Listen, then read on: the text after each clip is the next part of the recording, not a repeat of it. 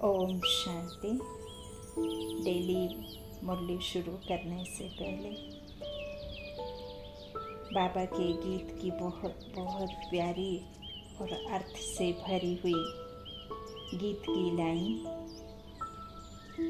कि मेरे लिए मेरे दाता तू सबसे मूल्यवान है, नहीं चाहिए खुशियाँ जन्नत की, खुशियों का तू ही जहान है। तुझे पाके पूरी हुई मेरी सारी इच्छाएं है, मन में यही भगवन प्यारी सी आशाएं। मैं तुझको नजर आऊं तू ही मुझको नजर आए, है मन में यही भगवन प्यारी सी आशाएं। तेरी हर ऊंचाई का प्रभु दिल में किया एहसास है, तू बल तू ही निश्चय मेरा, तू ही तो विश्वास है। देती जो मुझे ताकत है तेरी शिक्षाएं, है मन में यही भगवन प्यारी सी आशाएं। इतना गहरा स्नेह है दिल तेरी महिमा लिखता है, नैनों में बसे हो तुम ऐसे, नहीं तेरे सिवा कोई दिखता है। तू ज्ञान सूर्य मुझ पर पावन किरणें बरसाए, है मन में यही भगवन प्यारी सी आशाएं। ओम शांति। आज 27 अक्टूबर 2023 के ईश्वरीय महावाक्य हैं। आज के मुरली क्लास में मीठे बाबा ने दिल में खुशी के नगाड़े बजने चाहिए, क्योंकि तुम्हें देने वाला बेहद का बाप इस संगम पर हथेली पर उपहार स्वरूप बहिष्ट लेकर आया है, स्वर्ग लेकर आया है और स्वयं सम्मुख होकर पढ़ा रहे हैं। और बाबा इस संगम पर हम बच्चों की पालना कर रहे हैं। स्वयं ईश्वर हमें पालना दे रहा है, उसकी छत्र छाया में हम पल रहे हैं। तो ये खुशी नहीं तो क्या है। तो आज बाबा ने कहा, मीठे बच्चे, तुम्हारी दिल में खुशी के नगाड़े बजने चाहिए, क्योंकि बेहद का बाप तुम्हें बेहद का वर्षा देने आया है। प्रश्न है मुरली का, माया ने मनुष्यों को किस भ्रम में भरमा दिया है, जिस कारण वे स्वर्ग में चलने का पुरुषार्थ नहीं कर सकते। उत्तर में बाबा ने कहा, माया का यह जो पिछाड़ी का पंप है, 100 वर्ष के अंदर एरोप्लेन, बिजली आदि क्या क्या निकल गया है। इस पंप को देखते हुए मनुष्य समझते हैं कि यह जो है स्वर्ग तो यहाँ ही है, धन है, महल हैं, गाड़ियाँ हैं, बस हमारे लिए यहाँ ही स्वर्ग है। तो यह माया का सुख है जो भरमा देता है, इसके कारण ही वे स्वर्ग में चलने का पुरुषार्थ नहीं करते हैं। बाबा कहते हैं, आम दुनिया वाले समझते कि ये संसार में जो चकाचौंध है, ये 100 वर्षों की स्थापित हुई, ये जितना भी आप देख रहे हैं, चाहे फिर वो कोई भी साधन हो, साइंस के द्वारा बनाए गए ये बड़े बड़े बिल्डिंग, ये गाड़ियाँ, सब कुछ बाबा कहते हैं जो जितने वर्ष में बना है वो सब यहाँ ही रह जाना है। तो बाबा यही कहते हैं कि ये जो झूठी माया, झूठे संसार को मनुष्यों ने स्वर्ग समझ लिया है, क्योंकि वो सच्चाई नहीं जानते हैं। और यही कारण है कि वो इस पढ़ाई को पढ़ना नहीं चाहते, पुरुषार्थ नहीं करना चाहते। तो बाबा कहते हैं इसीलिए वो इसे ही सुख समझ बैठे। तो यह माया का सुख है जो भरमा देता है ना, भूल भुलैया है। गीत है माता ओ माता। ओम शांति। अभी यह तो बच्चों को समझाया गया है कि जो होकर जाते हैं उनकी महिमा गाई जाती है। तो बाबा कहते भारतवासी तो जानते नहीं, विद्वान पंडित भी नहीं जानते जगत अम्बा अर्थात जगत के मनुष्यों को रचने वाली। वो तो जो मूर्तियां हैं उनके बारे में भी नहीं पता, लेकिन उनको ही अम्बे, दुर्गा, ये लक्ष्मी, ये वो ऐसे सब कहते रहते, क्योंकि बाबा कहते हैं महिमा तो गाई गई है, लेकिन वो जानते नहीं कि जगत अम्बा अर्थात जगत के मनुष्यों को रचने वाली कौन है। तो बाबा कहते हैं कोई नहीं जानता, तुम जानते हो। जिसको जगत अम्बा कहते हैं वह अभी बच्चों के सम्मुख बैठी है, हमारी मम्मा है ना। तो बाबा कहते हैं इसी प्रकार मनुष्य मुझे हुए हैं, वह अभी बच्चों के सम्मुख बैठे, यह तुम जानते हो। भक्ति मार्ग में तो ऐसे ही गाते आए हैं। तुम बच्चों को अभी ज्ञान मिला है, अर्थात जगत अम्बा का परिचय मिला है। जगत अम्बा के नाम से भी भिन्न भिन्न अनेक चित्र बनाए हैं, वास्तव में है तो एक ही जगत अम्बा।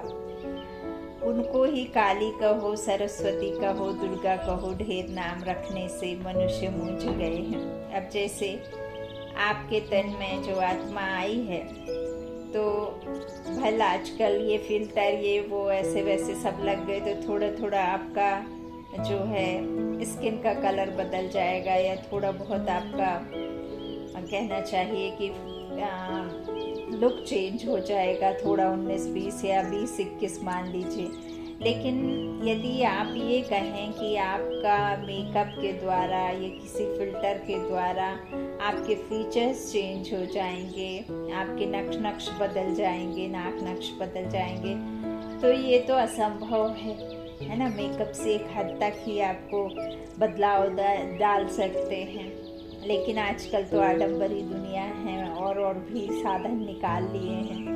तो ऐसे ही जो जगत अम्बा हैं, कभी उनको काली, कभी दुर्गा, कभी कोई इस तरह से चित्र जो ढेर बना दिए गए, तो मनुष्य कहते, बाबा कहते मूझ गए हैं। तो काली कलकत्ते वाली भी कहते हैं, परंतु ऐसा चित्र तो होता नहीं जैसा वो बता देते हैं। ऐसा कोई भी, चाहे वो देवलोक में हो और चाहे वो इस कलयुग में हो, इस तरह का कोई भी मनुष्य हो ना सके।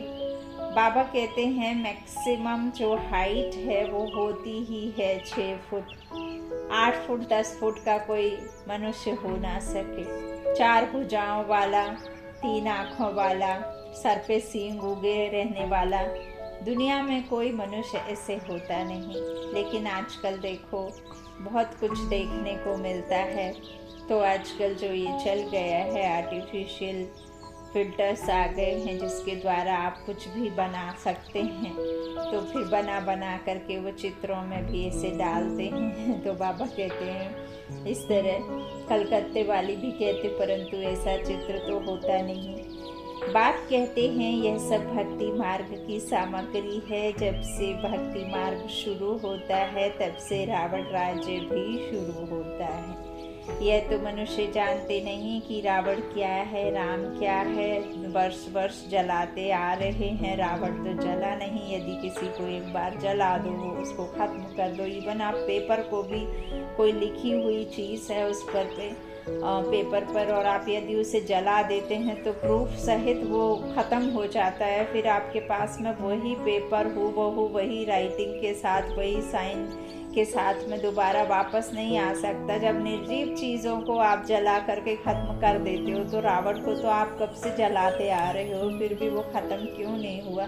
उसका कारण सिर्फ और सिर्फ यही है कि हम असली रावण को ना तो पहचानते हैं और ना ही उस असली रावण को जलाने का हमें कोई रास्ता पता होता है कि किससे जलता है। तो परमात्मा ही हमें आकर के यह ज्ञान देते हैं कि मीठे बच्चे, जो तुम सोचते हो वो तो है नहीं, और जो तुम नहीं मानते हो वो असल में है।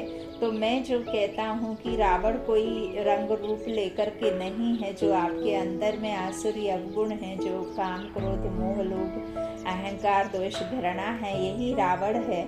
तो उस रावण को जलाने के लिए आपको उस परमात्मा से कनेक्शन जोड़ना पड़ेगा। और जब आप उससे कनेक्शन जोड़ेंगे तो आपके अंदर में शक्तियाँ भरेंगी। तो ये जो अवगुण हैं, ये जो आपकी कमी कमजोरी वाले संस्कार हैं, वो आपके ख़त्म हो जाएंगे। तो आप क्या होगा, आपके अंदर का रावण जला। तो जब स्व परिवर्तन होगा तब फिर विश्व परिवर्तन होगा, फिर उसी से फिर नई दुनिया बनेगी। तो बाबा कहते हैं कोई रावण को जानता नहीं है कि वो कौन है, जलाते तो आ रहे हैं। तो इस तरह से राम क्या है, रावण क्या है, यह बेहद की कहानी है। तुम बच्चे अब जानते हो। रावण राज्य पूरा हो फिर राम राज्य शुरू होता है। राम जरूर सुख देने वाला होगा, रावण जरूर दुख देने वाला होगा।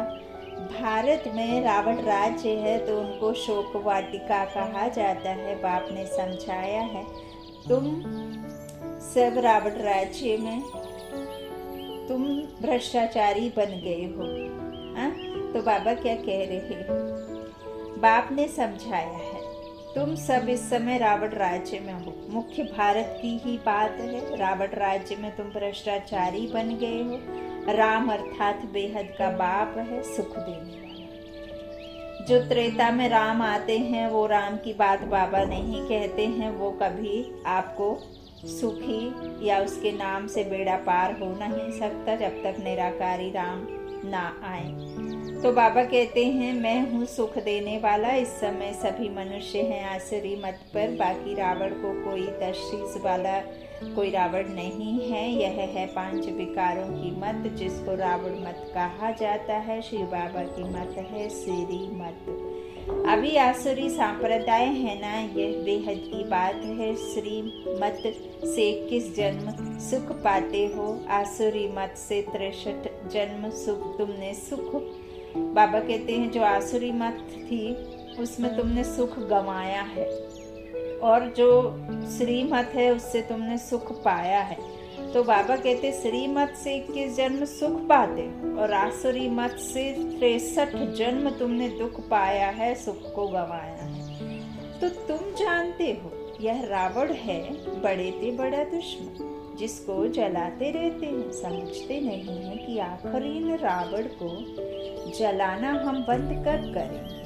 कहते हैं यह रावण को जलाना तो परंपरा से चला आता है। एफीजी बनाए जलाते रहते हैं। बरोबर इस रावण ने सबको दुख दिया है, खास भारत को। तो रावण दुश्मन बना हुआ है ना, परंतु इस बेहद के दुश्मन को, उन दुश्मन का किसको पता नहीं है। बेहद का बाप आकर बेहद का सुख देते हैं। ऐसे सहज बात भी कोई विद्वान पंडित आदि नहीं जानते। तुम बच्चे जानते हो हमको बेहद के बाप से सुख का वर्षा लेना है, परंतु फिर घड़ी घड़ी तुम बाप को भूल जाते हैं। भूल जाते हो तो फिर दुख में चले जाते हो। भक्ति मार्ग में तुम पुकारते आए हो, हे बाबा, हे भगवान, हे जो प्रभु रहम करो, मर्सी ऑन मी।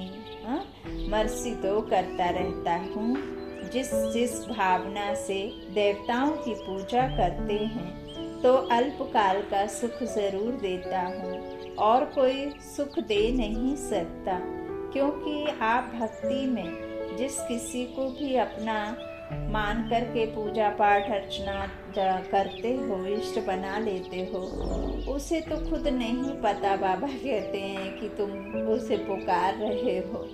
तो बाबा कहते हैं लेकिन मैं ऊपर बैठा ये जानता हूँ, चूँकि मेरा ड्रामा में पार्ट इसी संगम पर आने का है, तब तक मैं आ ना सकूँ।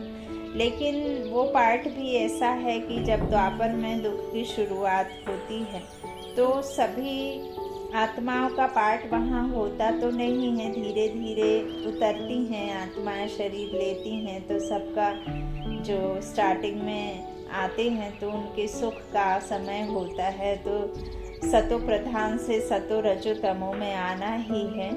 तो बाबा कहते हैं जब तक पूरी दुनिया में, पूरे निराकारी दुनिया की आत्माएं संसार में आकर के पाठ अपना अपना पूरा नहीं कर लेती, तब तक मेरा भी आना है ही नहीं, दरकार ही नहीं, और मेरा ड्रामा में है भी नहीं पार्ट।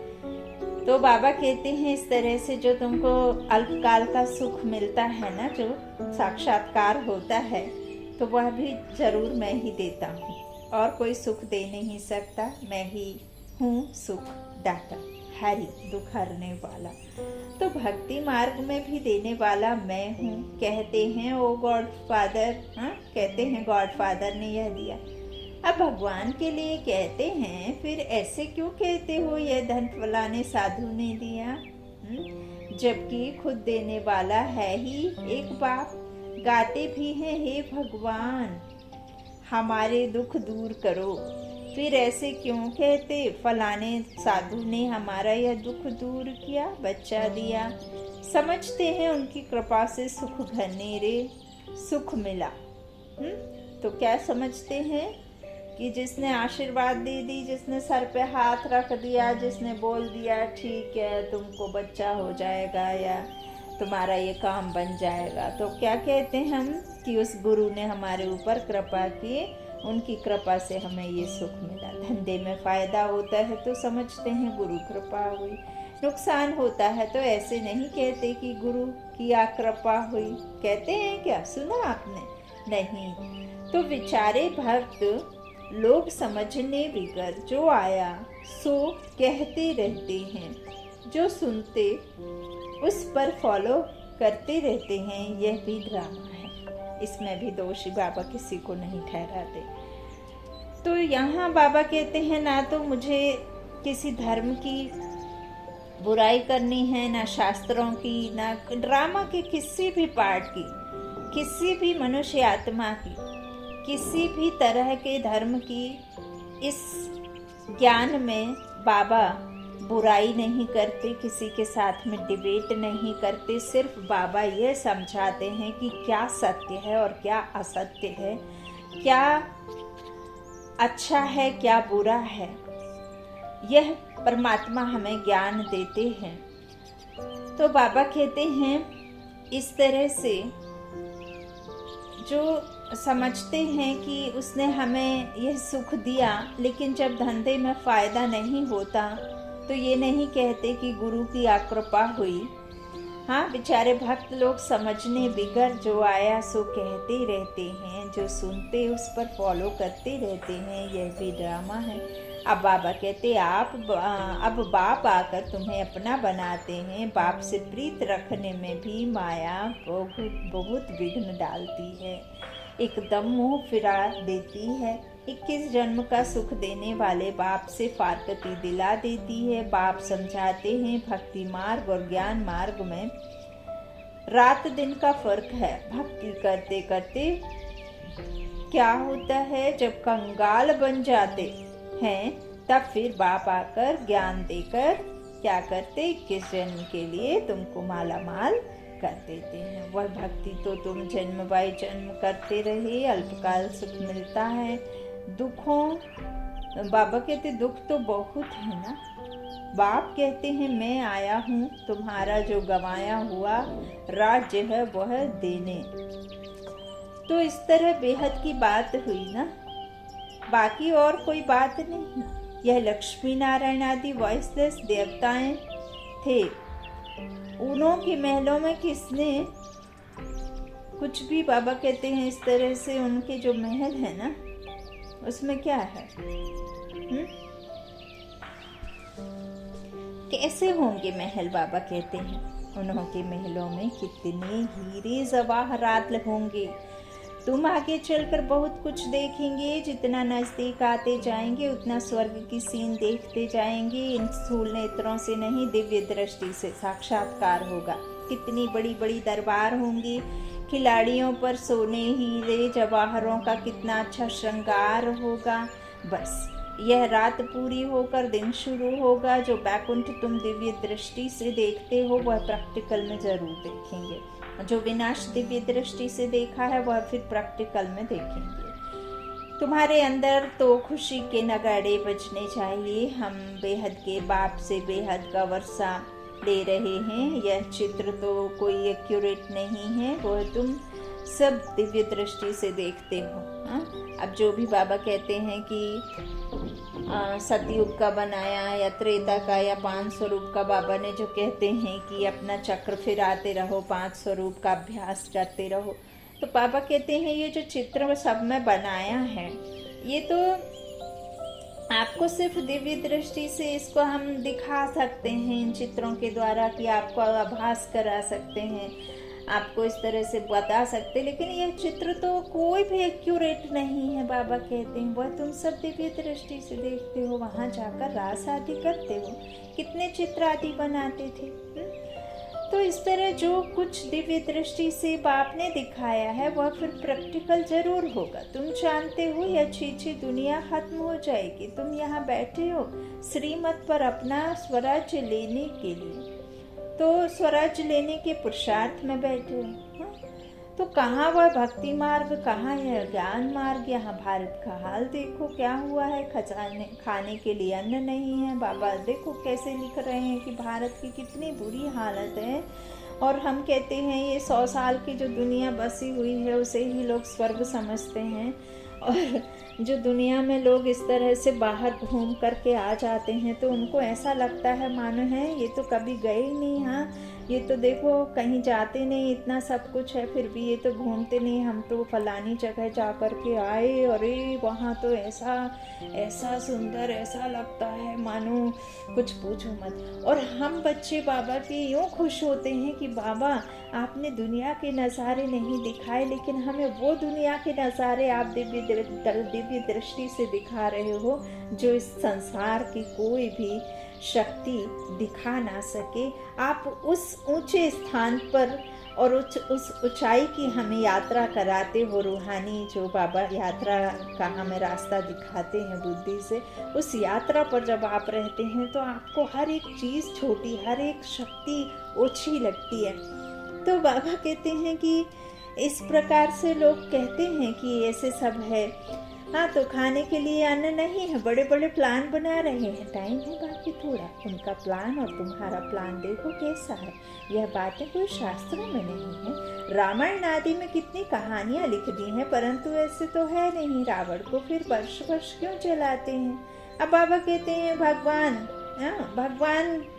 के अंदर में वही ताकत नहीं है कि अपनी पत्नी को किसी दूसरे के कहने के उस पे आपको यदि भेजना पड़े, कि शक की निगाह से आपको देखना पड़े, उसकी अग्नि परीक्षा लेनी पड़े, तो फिर उसे भगवान क्यों कहेंगे।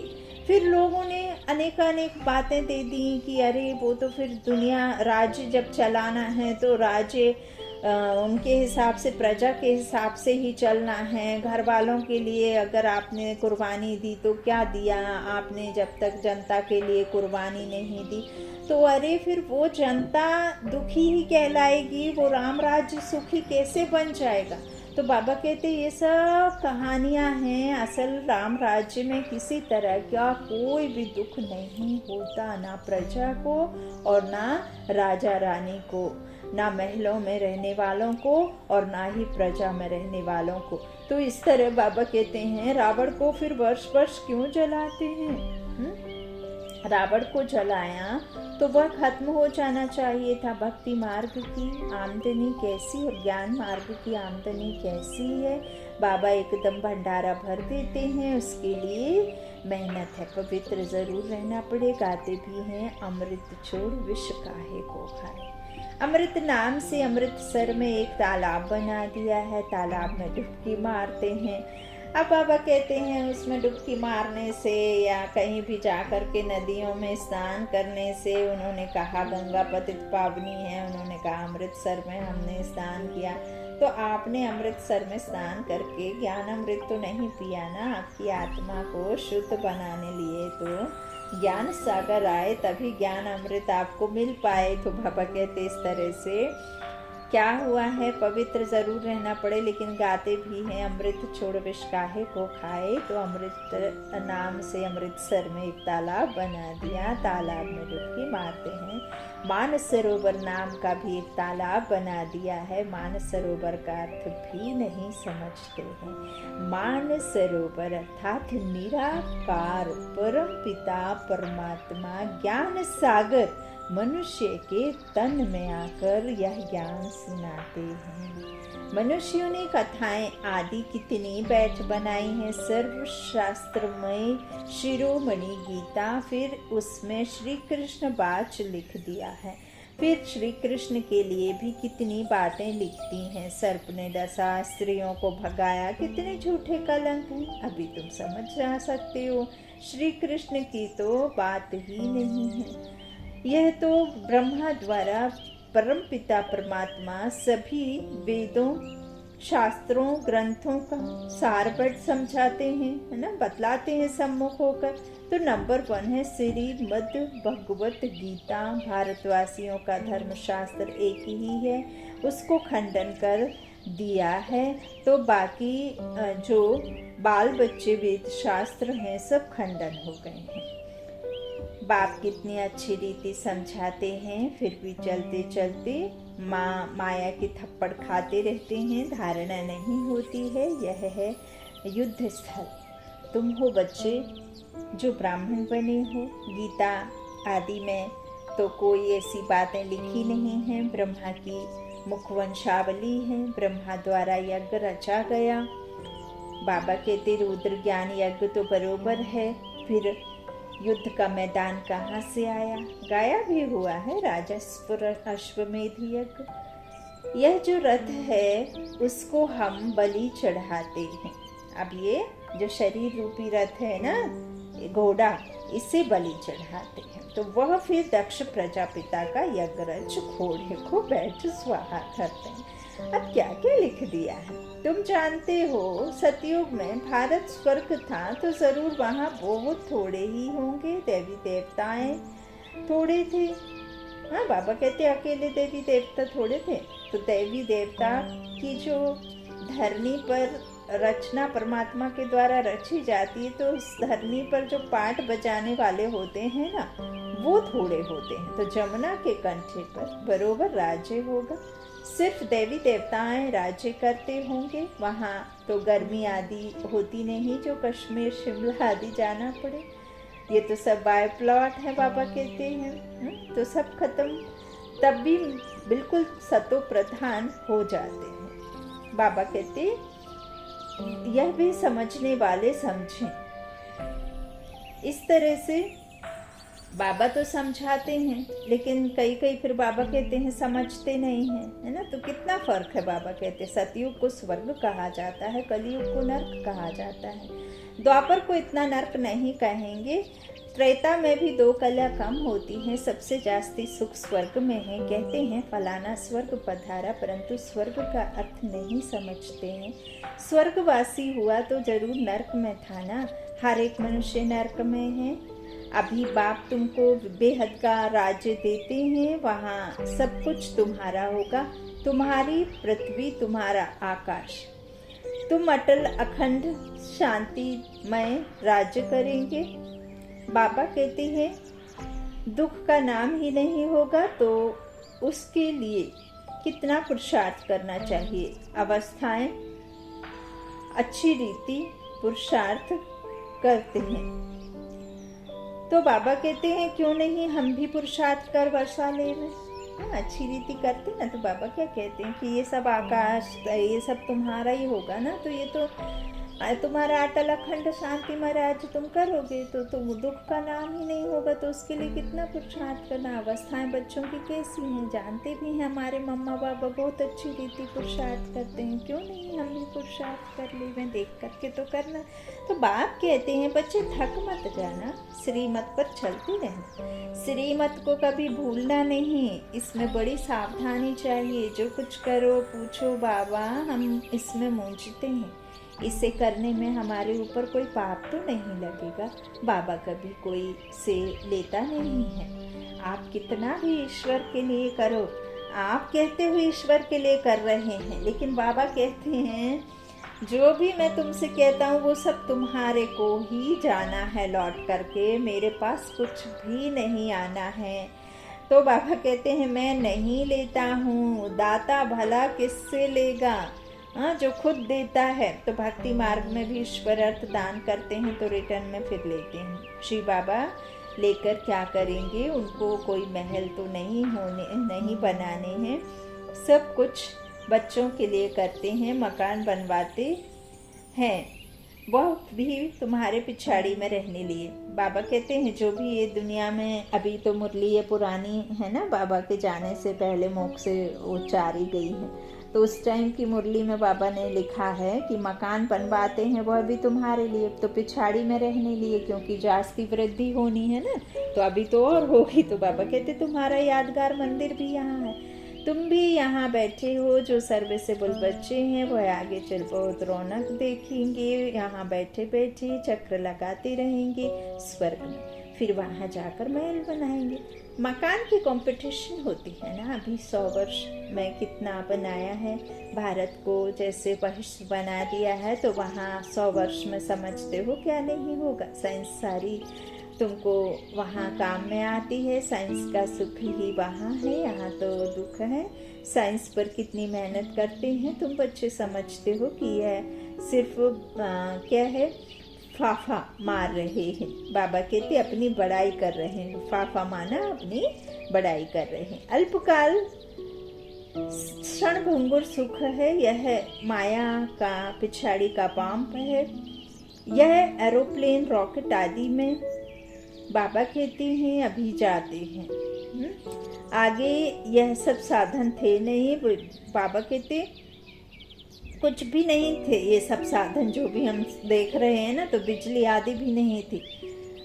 हम खुद का एक्सपीरियंस आपको भी होगा, हमको भी अनुभव है कि जब हम अपने दादी के घर, नानी के घर जाया करते थे, आज से 20 साल 25 साल पहले, तो उनके घर में केरोसिन की एक कांच की बोतल में मिट्टी का तेल, केरोसिन भर के, बत्ती डाल के, बकायदा तेल डाल के उसको जलाया करते थे। वही हमारे लिए लाइट हुआ करती थी। और चांदनी रात में तो ज़रूरत ही नहीं पड़ती थी, सिर्फ रसोई में या अंदर कमरों में लगाया जाता था, लालटेन हुआ करती थी, यही सब चलते थे। फिर धीरे धीरे देखो टॉर्च आए, फिर धीरे धीरे और चीज़ें बनते गई। अब तो ऐसी चकाचौंध वो लाइट से हो जाती है कि आप बिल्कुल कल्पना भी नहीं कर सकते हैं। तो पापा कहते हैं ये सब जो देख रहे हो ना आप, तो तुमको वहाँ काम में आती तो है, लेकिन साइंस का सुख ही वहाँ है, यहाँ तो दुख है। साइंस पर कितनी मेहनत करते हैं, तुम बच्चे समझते हो कि यह पापा मार रहे हैं। अल्पकाल क्षणभंगुर सुख है, यह माया का पिछाड़ी का पंप है, यह एरोप्लेन रॉकेट आदि में अभी जाते हैं।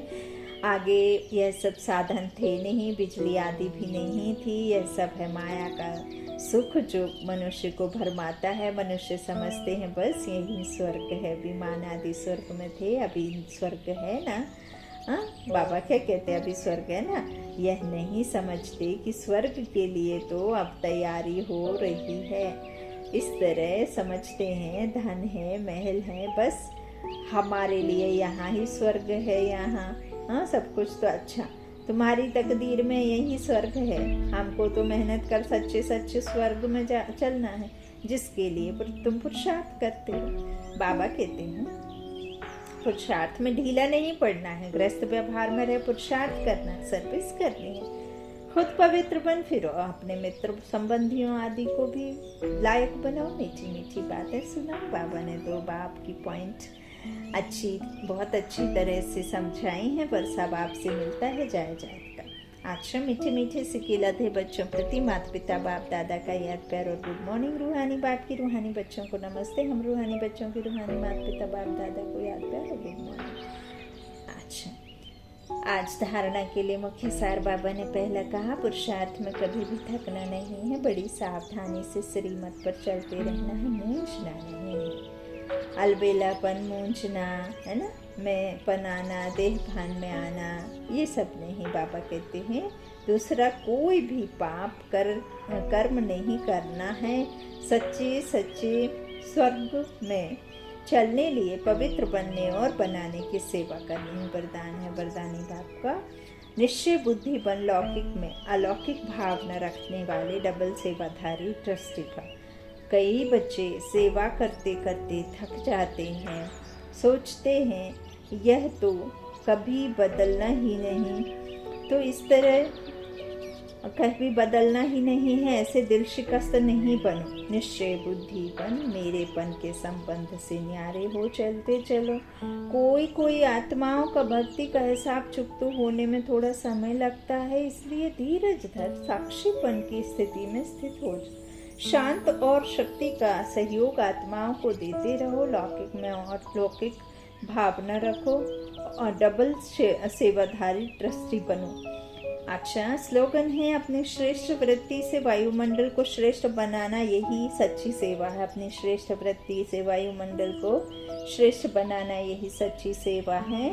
देखो एग्जाम्पल के लिए, कैसे रोज़ जो गुलाब का फूल जिसमें आता है, गुलाब का पेड़ जो पौधे में, उसमें आपने देखा होगा कांटे भी होते हैं, लेकिन फूल में कितनी खुशबू होती है। और जो आसपास वो खूब फूल की पंखुड़ी जब गिरती हैं तो वो मिट्टी भी इतनी खुशबू वाली हो जाती है। तो बाबा क्या कहते हैं, अपनी श्रेष्ठ वृत्ति से वायुमंडल को श्रेष्ठ बनाना यही सच्ची सेवा है। अच्छा, ओम शांति। शुक्रिया बाप दादा, शुक्रिया आप सभी भाई बहनों की स्नेह का प्यार का। ओम शांति।